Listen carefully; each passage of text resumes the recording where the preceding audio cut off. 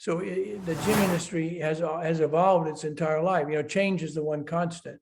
So I really believe it's time for a new gym model right now, because what we have out there is not working in this post-pandemic world.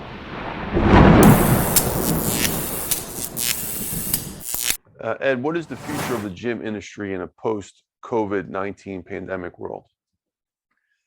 I'm not entirely sure, but I don't think it's the models that are out there right now. In other words, the big box gyms are struggling because a third of the members are not coming back. They're afraid.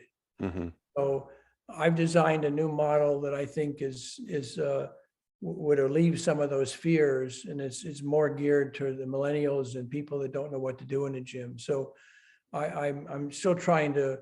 Again, the gym business has evolved. I mean, when we moved Gold's Gym back to Venice in '81, it was to a 9,000 square foot space.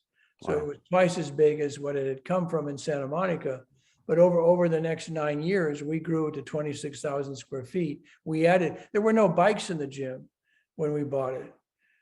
So we added things like, cardio, aerobics. So the gym industry has evolved its entire life. Change is the one constant. So I really believe it's time for a new gym model right now, because what we have out there is not working in this post-pandemic world.